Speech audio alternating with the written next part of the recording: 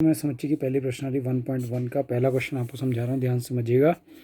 निम्नलिखित में कौन से समुच्चय हैं और हमें अपने उत्तर का औचित्य भी बताना है। किस कारण से आप कह रहे हैं कि ये संग्रह जो है, समूह जो है, समुच्चय है। पहला देखिए, पहला है जे लेटर यानी कि अक्षर से प्रारंभ होने वाले वर्ष के सभी महीनों का मतलब मंथ्स का संग्रह यानी कि समुच्चय है या नहीं है। तो इसका नाम हम देते हैं ए देते हैं। और वर्ष में जो जे से शुरू होता है सबसे पहला होता है जनवरी, तो JNUARY जनवरी। फरवरी, मार्च, अप्रैल, मई के बाद आता है जून, जून के बाद जुलाई के बाद अगस्त, सितंबर, अक्टूबर, नवंबर एंड दिसंबर। तो कहने का मतलब है कि जे से शुरू होने वाले केवल 3 ही महीने हैं। ठीक है, तो ये जो संग्रह है ये एक समुच्चय है या नहीं है? ये एक समुच्चय है, क्योंकि सभी की एक स्पेसिफिक विशेष गुण, स्पेसिफिक प्रॉपर्टी है। स्पेसिफिक प्रॉपर्टी क्या प्रॉपर्टी है? विशेष गुण क्या है? विशेष गुण, स्पेसिफिक प्रॉपर्टी का मतलब क्या होता है? विशेष गुण। तो विशेष गुण क्या है कि ये सभी महीने जो हैं वो जे से शुरू है। ये सभी महीने क्या हैं? जे से शुरू हैं। तो इसलिए यह संग्रह एक समुच्चय है। समुच्चय है। क्यों है? क्योंकि सभी अवयवों, ये जो अवयव हैं, 3 अवयव हैं, सभी अवयवों का एक कॉमन का मतलब वेनिस्ट कॉमन स्पेसिफिक विशेष स्पेसिफिक प्रॉपर्टी है कि वे अक्षर जे से शुरू होते हैं।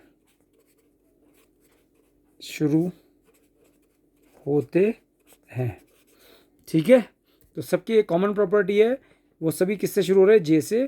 तो इसलिए ये संग्रह जो महीनों का है, जो जे से शुरू होने वाले हैं, ये एक समुच्चय है। दूसरा आ जाइए, भारत के 10 सबसे अधिक प्रतिभाशाली लेखकों, राइटर्स का संग्रह। यह संग्रह एक समुच्चय नहीं है। कारण क्या है? क्योंकि प्रतिभाशाली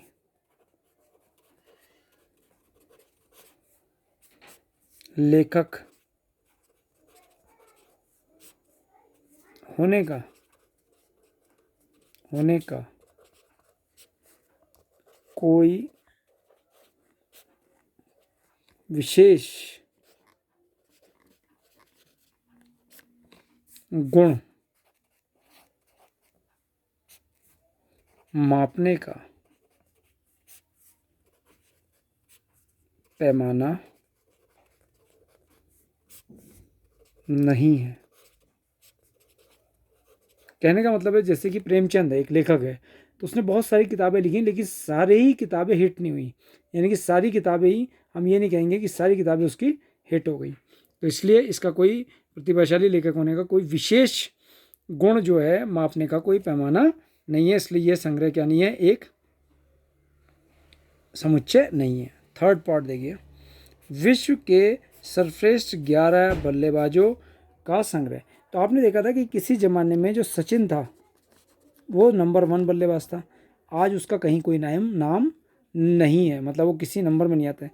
आप देख रहे हैं कि विराट कोहली कभी नंबर 1 पे आता है, कभी 2 पे आता है, और कभी वो टॉप 5 से भी बाहर हो जाता है, आउट हो जाता है। तो इसलिए जो सर्वश्रेष्ठ बल्लेबाजों का संग्रह है वो भी विश्व के सर्वश्रेष्ठ 11 बल्लेबाजों का संग्रह जो है संग्रह जो है, यह संग्रह भी एक समुच्चय नहीं है। आपने देखा होगा विराट कोहली जो है कभी तो 100 बना देता है और कभी 0 पे आउट हो जाता है। ऐसा नहीं है कि वो हमेशा हर मैच में ही 70 से ऊपर बनाए या 50 से ऊपर रन बनाए। तो विश्व के सर्वश्रेष्ठ 11 बल्लेबाजों का संग्रह एक समुच्चय, यह संग्रह भी एक समुच्चय नहीं है, क्योंकि कारण क्या है? क्योंकि इनमें एक विशेष गुण क्या है? सर्वश्रेष्ठ 11 विशेष गुण को मापने का सर्वमान्य जो सब मानते हो, सर्वमान्य पैमाना नहीं है। आपने देखा होगा कि ये रेटिंग बदलती रहती है, कभी टॉप 5 में कोई और बल्लेबाज होते हैं, कभी कोई और, मतलब चेंज होते रहते हैं। यानी कि सचिन अगर आज है तो वो 10 साल बाद भी सचिन ही टॉप 5 में होगा, या विराट अगर अभी फर्स्ट नंबर पे है तो वो हमेशा फर्स्ट नंबर पे ही रहेगा। अब आता है चौथा, आपकी कक्षा के सभी बालकों का संग्रह। तो मान लो इसको हम बी नाम दे देते हैं इस संग्रह को, और इसमें आप जानते हैं कि हमारे पास जो बालक हैं वो कार्तिक है, कक्षा 11 में कार्तिक है, मयंक है ना, तुषार है, तुषार, आप जानते हैं योगेंद्र है, नीरज है, नीरज है, पारस है, ठीक है। तो ये मैंने इतने नाम लिख लिए हैं आपके सामने।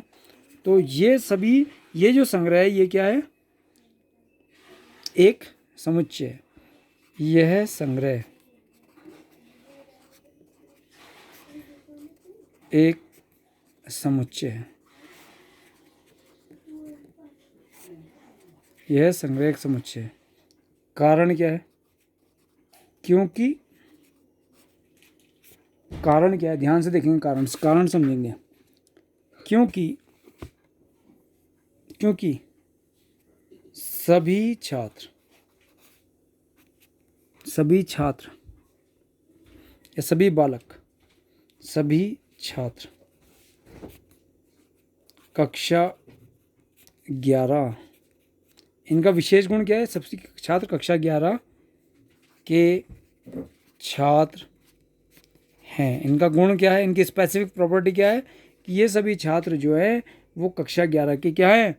छात्र हैं। इनकी विशेषता है, इनका एक विशेष गुण है। कार्तिक भी कक्षा 11 का है, मयंक भी कक्षा 11 का है, तुषार भी, योगेंद्र भी, नीरज भी, पारस भी और यश भी। यश को मैं नाम लिखना भूल गया, कोई बात नहीं, यश आप अपना नाम इसमें ज़रूर ऐड कर लीजिएगा। आप देखिए अगला आता है हमारे पास 5th, 100 से कम, किससे कम? 100 से कम सभी प्राकृत संख्याओं का संग्रह। ये समुच्चय है या नहीं है? तो 100 से कम प्राकृत संख्या, देखिए n बराबर 100 से कम 1, पहली प्राकृत संख्या 1, दूसरी 2, फिर 3 और कहाँ तक? 99 तक। तो ये जो संग्रह है ये एक समुच्चय है। यह संग्रह एक समुच्चय है, क्योंकि इस संग्रह का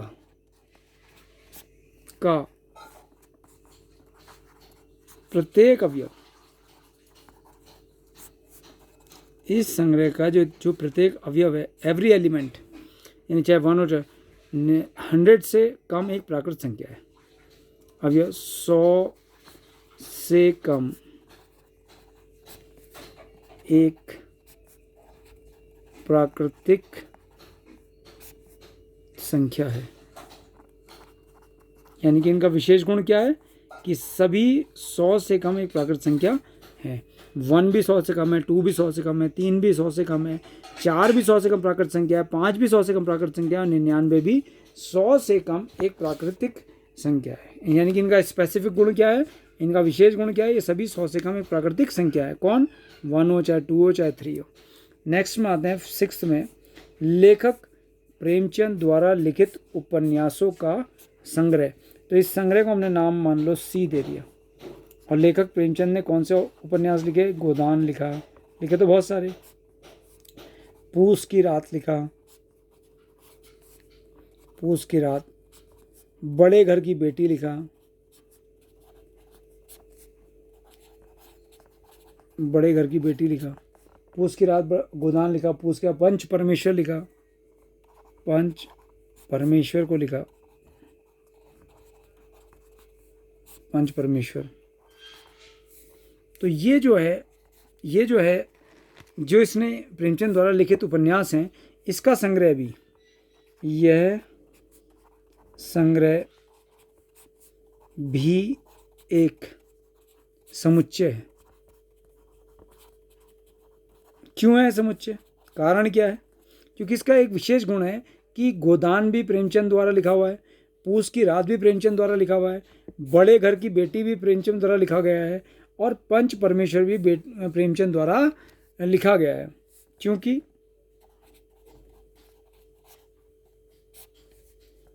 उपरोक्त सभी उपन्यासों का विशेष गुण, स्पेसिफिक प्रॉपर्टी यह है, इस विशेष गुण यह है कि प्रेमचंद है, नॉट चंद्र, प्रेमचंद द्वारा लिखे गए हैं। ठीक है। 3rd में आ जाइए, सभी समपूर्णांकों का संग्रह। तो सभी समपूर्णांकों का संग्रह हमने मान लिया, z मान लेते हैं इसका, मान लीजिए। तो 0, 2, 4, 6 and so on, -2, -4 and so on. तो ये सभी समपूर्णांक हैं। तो ये संग्रह भी क्या है? एक समुच्चय है। यह संग्रह भी एक समुच्चय है।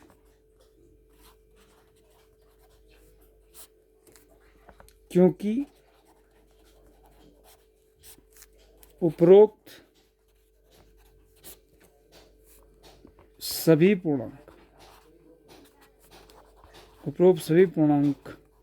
पूर्णांकों का एक विशेष गुण, यानी एक कॉमन विशेष गुण है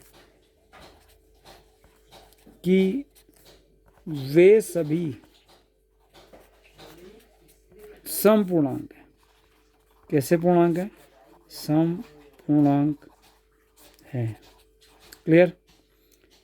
अब आया आपका 7वां, 8वां आ गया, इस अध्याय में आने वाले प्रश्नों का संग्रह। इस अध्याय में जो भी प्रश्न आएंगे वो उनका संग्रह। यह संग्रह भी एक समुच्चय है। क्यों है समुच्चय संग्रह? ये प्रश्नों का संग्रह जो है, ये संग्रह क्या है? संग्रह का मतलब कलेक्शन भी एक समुच्चय क्यों है? क्योंकि प्रत्येक प्रश्न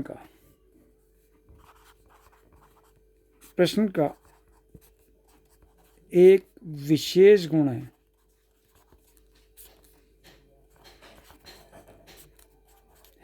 क्या गुण है? कि वह प्रश्न, अब ये समुच्चय वाले लेसन से आ रहा है, यानी कि समुच्चय अध्याय चल रहा है, कि वह प्रश्न समुच्चय से संबंधित प्रश्न है। उसका विशेष गुण क्या है? कि वो प्रश्न समुच्चय से संबंधित प्रश्न है। यानी कि उसमें जो भी इस अध्याय में जो भी प्रश्न आएंगे वो सारे किससे संबंधित होंगे, उनका गुण क्या होगा, वो समुच्चय संबंधित प्रश्न होंगे। तो इसलिए ये संग्रह भी क्या है, एक समुच्चय। अब लास्ट में हम आ जाते हैं। अब देखिए आप 9th वाला है, विश्व के सबसे अधिक खतरनाक जानवरों का संग्रह। तो देखिए अगर हम खतरनाक जानवरों का संग्रह बनाएं तो आपको सबसे पहले याद आएगा शेर, चीता, शेर और चीता, ठीक है। लेकिन क्या गाय खतरनाक नहीं है? गाय भी तो क्या मार देती है, सींग मार देती है। गाय सींग मारती है। आपका पालतू कुत्ता भी काट लेता है, समझ में आई बात। तो खतरनाक होने का कोई सर्वमान्य पैमाना नहीं है। जिसको हम सबसे सीधा जानवर गाय कहते हैं, और गाय भी क्या मार देती है, सींग, बल्कि अपने मालिक को भी कभी कभी मार देती है। कुत्ता भी अपने मालिक को कभी कभी काट लेता है, जबकि पालतू कुत्ता होता है। तो इसलिए ये जो संग्रह है, ये खतरनाक जानवरों का जो संग्रह है, खतरनाक जानवरों का संग्रह है, वो सर्वमान्य नहीं होता है, यानी कि समुच्चय नहीं होता। क्यों नहीं होता है, ध्यान से समझिए कि जैसे कि आपने देखा होगा कई बार हाथी होता है, पालतू हाथी। तो पालतू हाथी जब पागल हो जाता है तो वो क्या करता है, अपने महावत को ही मार देता है। महावत का मतलब जो उसको उसकी देखभाल करता है, या जो उस पर बैठ कर सवारी करता है, या उसको जो गाइड करता है, या उसको जो कंट्रोल करता है, उसको ही मार देता है। ये घटनाएं आपने केरल में बहुत सुनी होंगी। तो यह संग्रह जो खतरनाक जानवरों का संग्रह है, खतरनाक जानवरों का संग्रह एक समुच्चय नहीं है, क्योंकि किसी भी जानवर के खतरनाक होने का